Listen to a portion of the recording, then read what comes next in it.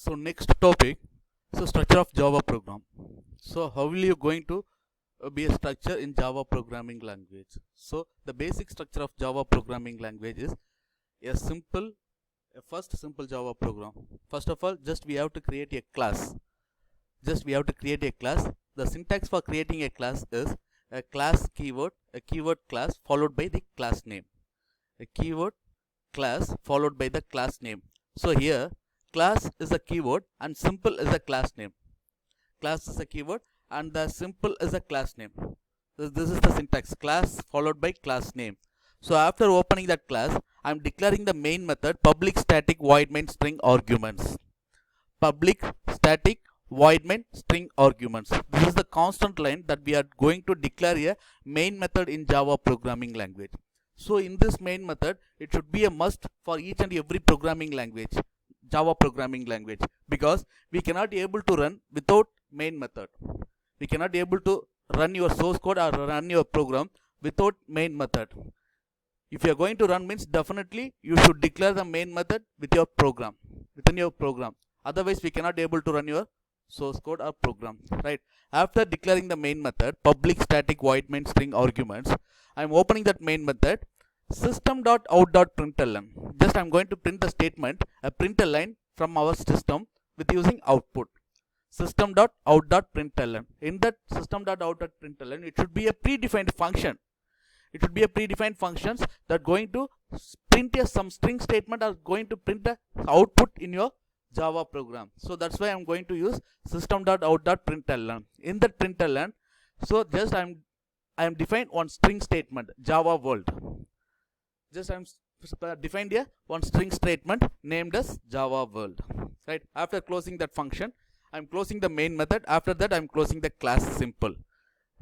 This programming going to be compiled with the using command of javac simple.java. So compile command is javac. Javac is none other than a Java compiler. Java compiler followed by simple.java. This is the command for compiling your Java program. Javac followed by filename.java.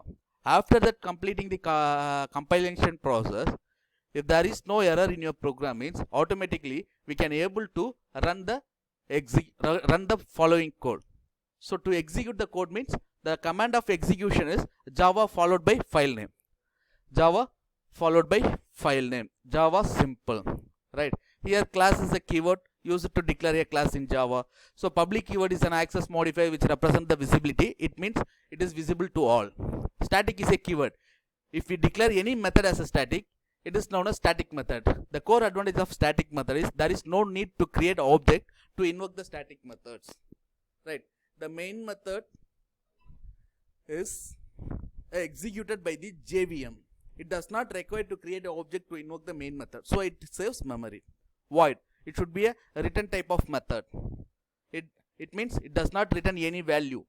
Main represent the starting point of the program. String arguments is used to command line arguments. System.out.println is a printing statement. So this is the basic structure of Java program. Right. Next one is, so how we are going to define a class in Java 1? How we are going to define? So if you are going to define a class means there is having some syntax. If you are going to declare if you are going to define a class in Java programming means the class is the core of Java. A class is the template of an object. An object is an instance of a class.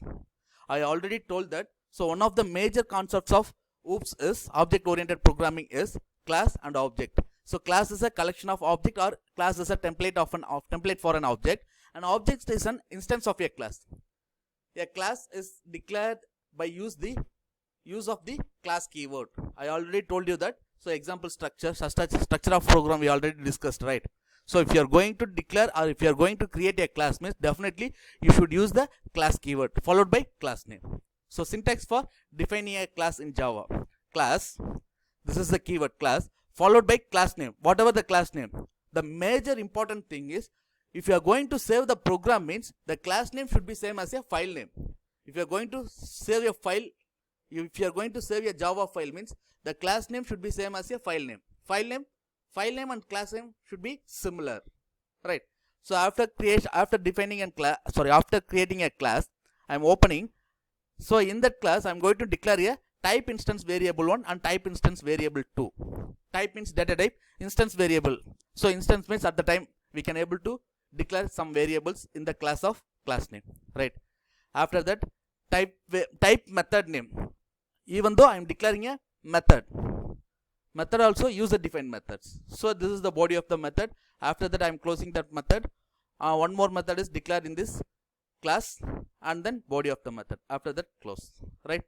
Next, a simple class called called box that defines the 3 instance variable with height and depth, right?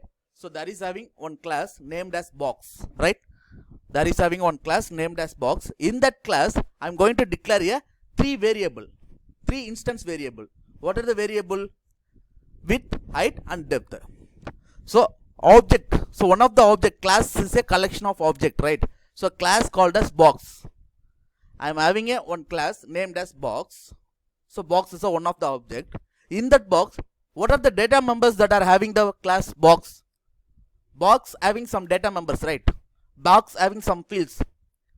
So height, width, depth, these are the fields. These are all the data members. So I already told you fields are known as data members. Data members also known as attributes. Attributes is also known as properties. Properties is also known as entities, right? So in that class box, there is having 3 instance variable with height, depth. So following data type is double, right? So the syntax for defining a class means class name, open bracket, type instance variable. So this is the type, double is the type, and instance variable is the width. Double is the type and instance variable is the width. So again one more variable, instance variable height, and one more instance variable is depth. So there is having 3 instance variable of the particular object of the class box, right? The following data type of double, right? The new data type is called as box. This name is used to declare the object of type box. The class declaration only creates the template. It does not create any actual object, right? So to create a box object, box is a class name. Box is a class name followed by the my box is the object name. So I'm going to create a one object. So instance object, I'm going to create a one object in the class of box, right? In the class of box, right? So my box equal to new box. So this is the, so double slash is the single line command, right? Just I'm going to describe the statement from this line, programming line. Create a box object called my box. My box will be an instance of a box. My box will be an instance of a box. That means, so object of the box. So my box is the object of box, right? So example program. So class box. After opening that class, so I'm declaring it 3 variables: double width, double height, double depth. So in this class declaration, object of a type of box. So this is the main class. This is the normal class box. A class box demo is the main class because the main method is declared inside the class of box demo. So that's why it should be a main class, right? So where the main method has been declared means that class should be a main class. So that's why class box demo is the main class. After opening the class box demo, I'm declaring a main method, public static void main string arguments. I'm creating a one object named as my box. So box is the class, and my box is the object of the class. Object of the class means box is the object. Sorry, box is the class. My box is the object. My box is the object of the box class equal to new box. And declaring a one more variable named as volume, double data type. My box dot width equal to 10. My box dot height equal to 20. My box dot depth equal to 50. Finally, a wall equal to, wall means what? So one more declared variable of box demo. That is having 3 instance variable in the class of box with height, depth, right? So in this vol is one of the variable. That variable is present in the class of box demo. It should be a main class, right? So I am assigning the values of vol volume equal to myBox.width into myBox.height into myBox.depth, myBox.width into myBox.height into myBox.depth. System.out.println, the volume is myBox.width, how much? myBox.width is 10 and myBox.height is 20 and myBox.depth is 15. So 10 into 20 into 15, that means 10 into 20, 10 into 20, 10 into 20, 200, right? 10 into 20, 200, 200 into 15, 3000. The final output of the volume is 3000. So this is the example for defining a class in Java program, right? So this is the second example, the same thing, but 2 box objects are defined, right? Next, constructor, right? So the major important thing is constructor. So commonly the term constructor means to build, to initialize, right? So constructor is a special member function. Constructor is a special member function used to initialize the class, data members, or we can say constructor is used to initialize the object of class. First of all, constructor is the term of building. So we can able to say, so to build an object. That is also right. Constructor is used to build an object. But in this definition, constructor is a special member function is used to initialize the class data members. Or we can say constructor is used to initialize the object of class. So the characteristics of constructor. The characteristic is also known as features. Features is also known as rules. So the rules of constructor, the major rules of constructor is a constructor name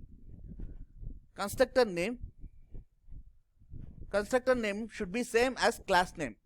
Constructor name, class name must be same, right? The second one is constructor does not return any value. Right? So constructor is invoked automatically when the object of class is created.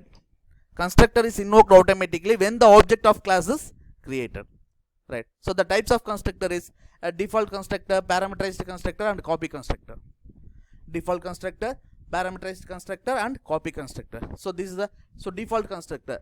So default constructor without parameter is called default constructor. Constructor without parameter is called default constructor, right? Next, so this is the example program for default constructor. I already explained this program with a class name of employee, right? Okay, next one is parameterized constructor. A constructor with parameter is called parameterized constructor. A constructor with parameters. So parameters is none other than data. So that is having some argument symbol, right? So in this argument symbol, we are going to pass some parameters, int a, int b, whatever.